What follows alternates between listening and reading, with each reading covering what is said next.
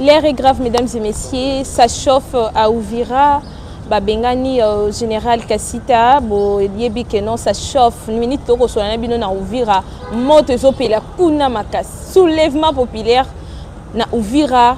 La population rejette l'ordonnance où signa qui le général Kassita aïba na kokende kuna.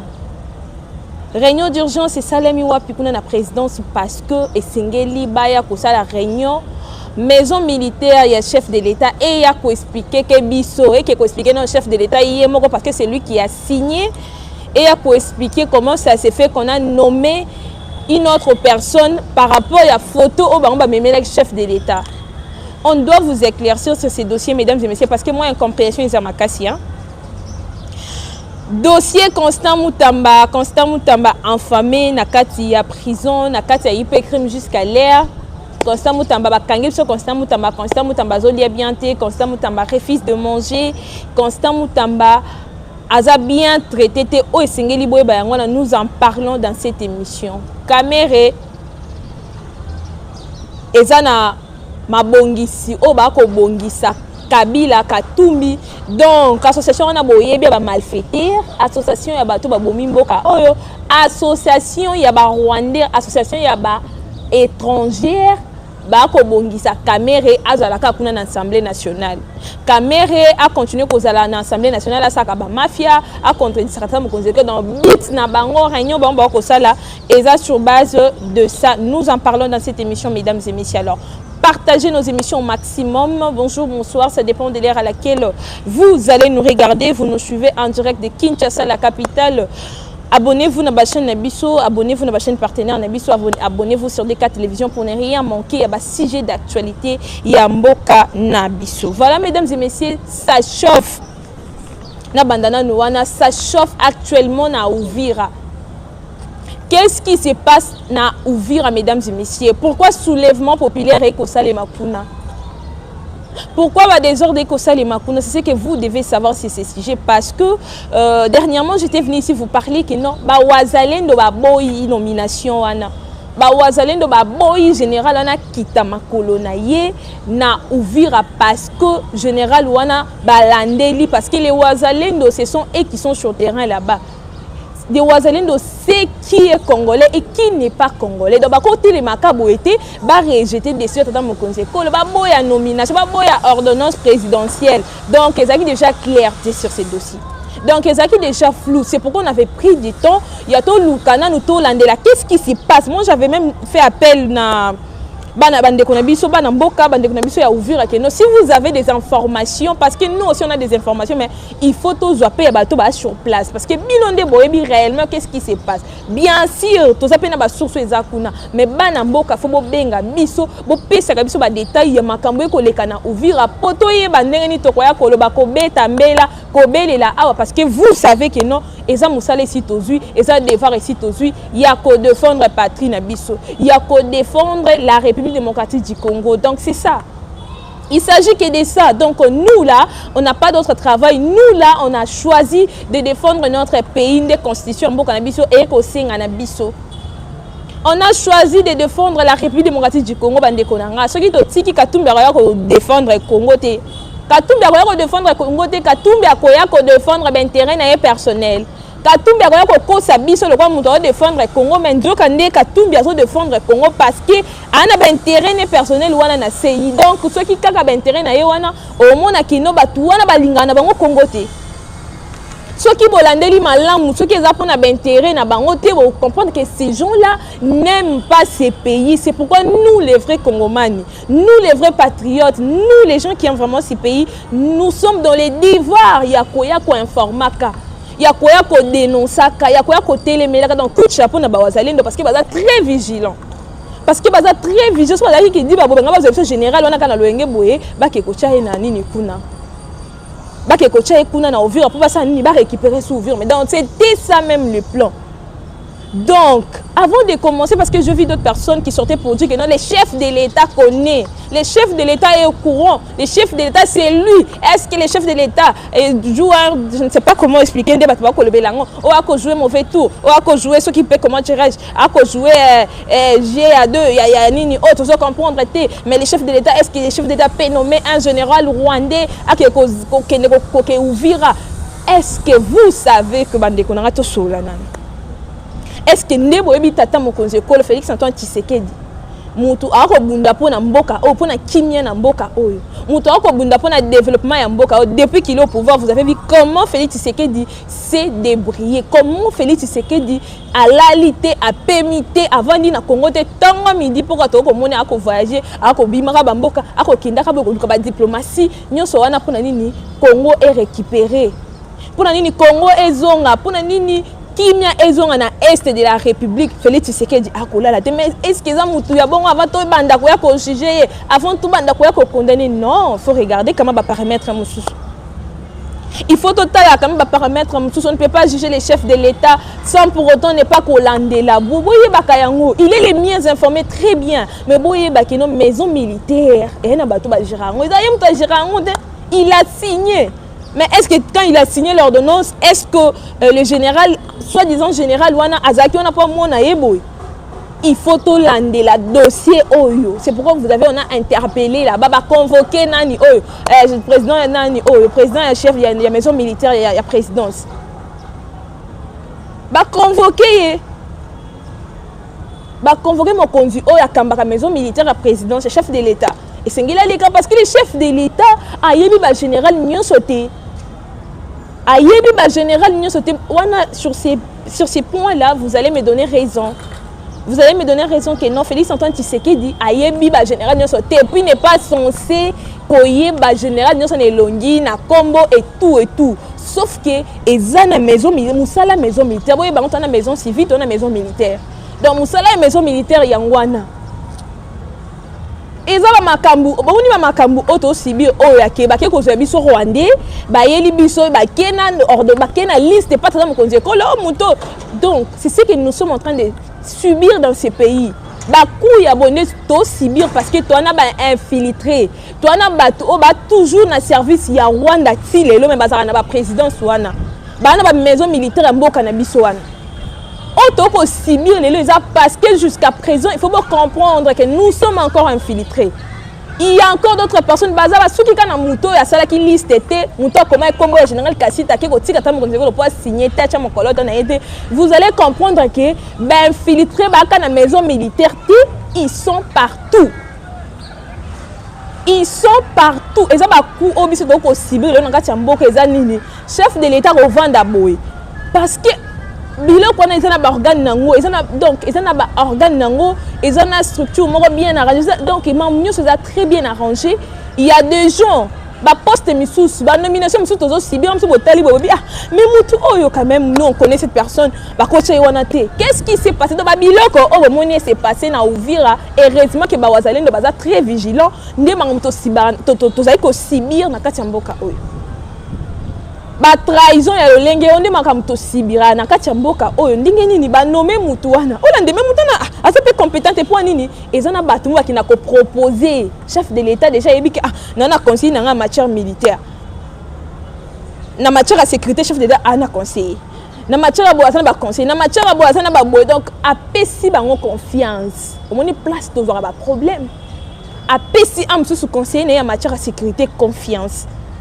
Conseiller il a dit que non cette personne travaille bien et tout akoye les listes ce qui se passe en fait na kati mboka na biso les listes les listes non chef de l'État président vous voyez mutu oboye aza bien dans la landeli kazi na nyonso na landeli déjà donc profil na nyonso tala ku bakosa na makambu.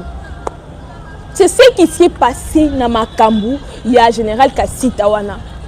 C'est ce qui s'est passé bazui kombo ya général Kassita déjà tellement ébélé on a la présidence même na armée na biso boye bien que toza infiltré donc toza infiltré tina minu nous sommes infiltrés ça fait très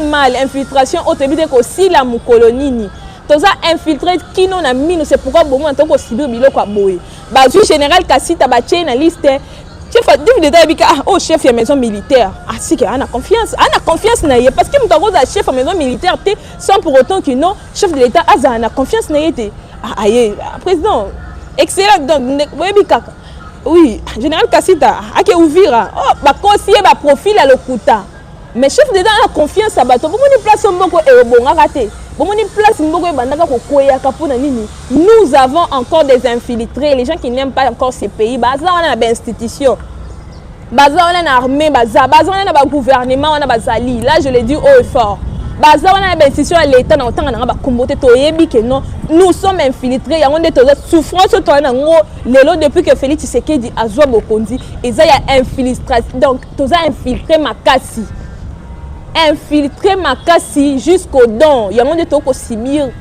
depuis Tshisekedi est au pouvoir toza na pasia toza infiltré na domaine nyonso yebisanga soki ba wazalendo bazaki vigilante chef de l'État on ne peut pas condamner les chefs de l'État c'est pourquoi vous avez vu on a convoqué ba convoqué pour toi yaki na liste wana yo ke kuna na présidence sobe na oyaki ko samba yebisa biso yo oyo Rwandais a commis na liste ndenge nini tandis que yo oza mieux placé ko s'informer na bato nyoso bongi ba nommer na bato bangi ba tinda bango ba chef ba général nyoso bangi ba tinda ba délégué ba changer bango banini yo il faut ozala mieux informé olandeli profil na ye azaki boy ba wazalendo baza coup de chapeau na ba wazalendo balandeli boy batali profil boy mais muto yo na cas dernièrement ye muto akoisa ki Uvira non et ye muto akoisa ki ya Bukavu balandeli vraiment profil na ye si na dernière minute mesdames et messieurs balandeli vraiment profil na ye donc c'est un peu ça on ne peut pas être là condamné chef d'État pour comprendre que tu as infiltré coup de chapeau na bawazalendo parce que bazaki très vigilant exact que chef de l'État ndé moto a sali un autre chef de l'État ko jouer ba seul tour ta kende ko nommer biso Rwandais moi je ne pense pas. Moi, je ne pense pas. En tout cas, moi, je ne pense pas. Donc, sur ces, arrêtez un peu de condamner les chefs de l'État. Arrêtez un peu de dire tout ce qu'on est en train de dire sur les réseaux, tout ce qu'on est en train de dire là. Arrêtez un peu ça parce que vous que non, maison militaire, on gérer, mais milice, qui notre temps, donc, c'est ce qui s'est passé en fait. C'est ce qui s'est passé en fait, mesdames et messieurs. Donc, nous restons là. Donc, on a le dossier où il y a Uvira. Uvira, tout ça, on a ensemble. Donc, les numéros est là. Si vous avez encore plus d'informations, contactez-nous. Si vous avez plus d'informations, contactez-nous, donnez-nous vos points de vue. Ce qui se passe là-bas en temps réel, tu as posé na binomo benga tout solo là parce que tu as pas n'importe quoi bien que nous boza kuna bo vivre et kolega kuna nyoso kolega kuna mais biso pe tu as souci na bino tonga toyeba qu'est-ce qui se passe réellement na Uvira. Donc je ne peux pas rester dans ça très longtemps, je ne peux pas kokanga maloba na dossier à ouvrir parce qu'il y a beaucoup à parler. Vous savez que non la télé c'est le temps mesdames et messieurs mais lisu likola lisu bana Uvira. Batoto Uvira lisu likola lisu donc réveillons-nous. Le Congo nous appartient. Tout défendre eux qui appartenir na biso. Boyende toko sisa munguna nyoso boyende toko sisa bat nyoso bat infiltré trop bana ko détecter bango moko na moko. Nous devons rester unis en fait. Nous devons rester unis torozela muto ba convoquer na chef de maison militaire na kendeke ko expliquer que biso comment ça se fait qu'il ko tie biso général rwandais na kata liste pour batiner na Uvira torozela. Donc restez sur nos chaînes, je vais revenir encore. Dossier caméra bandeko caméra lingi ko kendete tozo comprendre qu'est-ce qui se passe. Caméra et le connaît ozo comprendre que ba kongomani ba lingi na bango yote ba linga kana bango yote pona mamnyoso oyo sala bango onyo so lakisa bango dossier à 100 jours tilelo sans suite ba bimisa yo très bien ba supportant nyoso wana oza ko sala ba ji akoka jambe patata mokonzi kolo et moko bimina ba sortie médiatique contre dans mokonzi kolo et mo sali ba sortie moko boye or zo pendenge nini nyoso wana toyebi yango. Réunion oyo Moïse Katumbi na Kabila ba ko sala eza pour ba maintenir caméra na assemblée a continuer ko sala musala na bango ya ko bimaka ba ordre nini oyo ko ya ko beta ba koka jambe ko ya ko frapper kata mokonzi kolo na maloba ko ya ko bimaka ba hors sujet atsale la kabango musala c'est ça même bit na bango ya réunion na bango bo sangani na bango ya Moïse Katumbi na Kabila parce que Moïse Katumbi na Kabila so ba sangani boye ba yango ke lo ba malonge yo bima wana eza nango te baza ba to intérêt.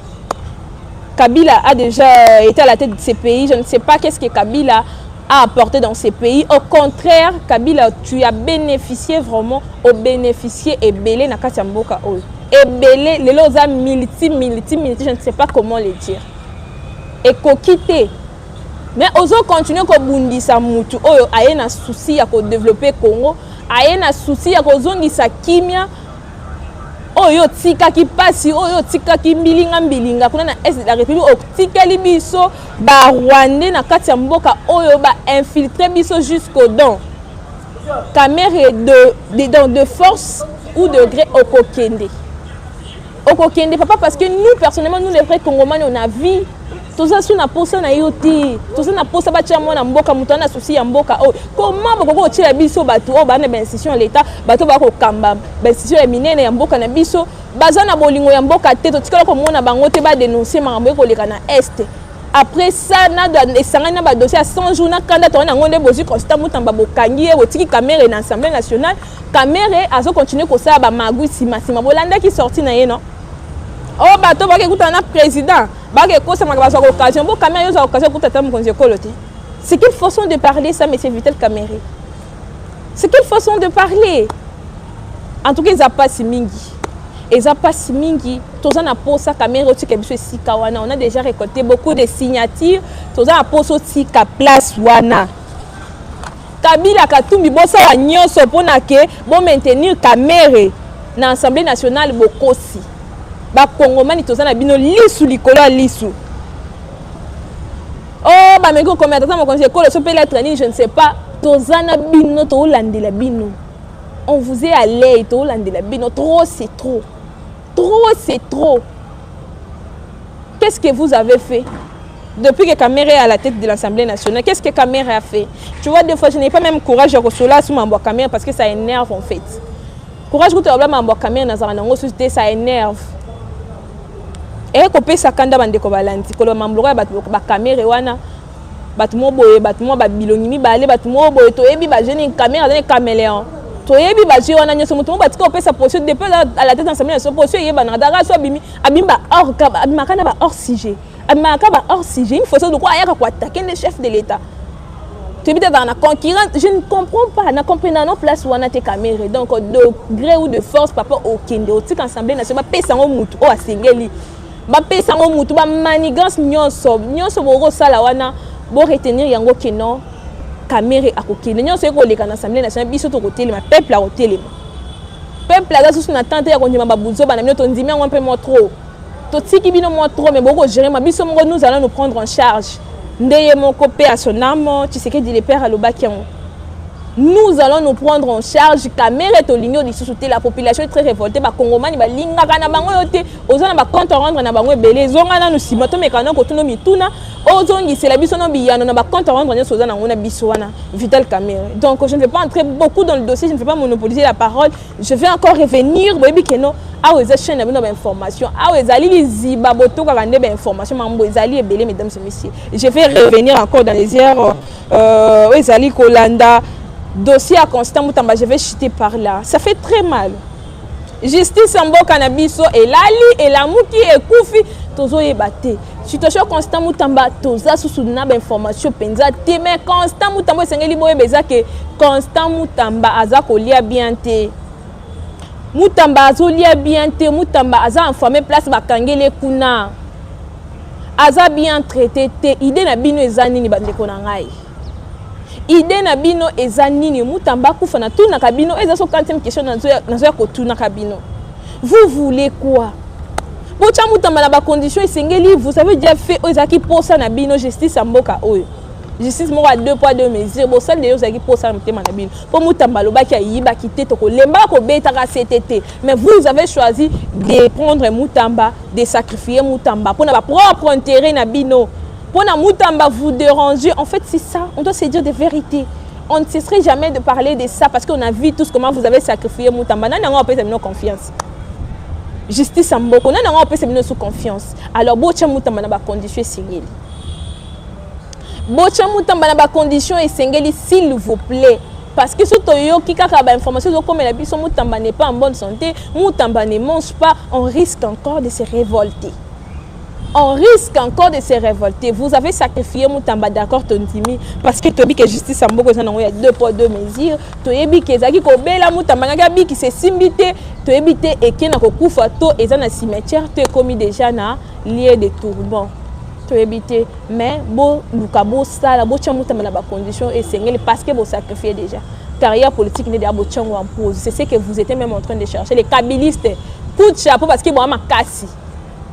Coup de chapeau na bato na dossier à Moutamba parce que ba makasi mais biso na posa Moutamba on attend ndenge bosi bo sacrifier politiquement nyonso to na posa na ye to mona kaya en vie place nyonso bo kanya na bo chai na ba condition esengeli to ko tika binote bo mema mambo de bo mema ngo bo zo ninga bo aveugler biso. Nous allons parler de tout ce qui se passe dans ces pays to ko banga te to ko ya ko belela bino. Nous sommes dans un pays démocrate. Tout le monde doit défendre le Congo, c'est mon pays. Je n'ai pas d'autre pays à part le Congo. Je ne vois pas moi partir, je ne sais pas où, je ne sais pas au Rwanda. Au Rwanda, Rwanda dans Soutouka. Rwanda, Rwanda dans Soutouka. Papa na salioni, ma beni na salio. Donc, je ne me vois pas partir, je ne sais pas où. Oh eleki Congo na monité Congo mboka etonda bomengo bitumba nyonso to na ngo eza pona Congo eza mboka ya ba richesse mboka etondi bomengo mboka nzamba lingaka. Donc c'est un peu ça mesdames et messieurs. Donc nous allons revenir encore dans les heures qui suivent avec plus d'informations. Abonnez-vous massivement sur nos différentes chaînes, nos chaînes partenaires, partagez nos émissions, c'est une façon pour vous de nous soutenir.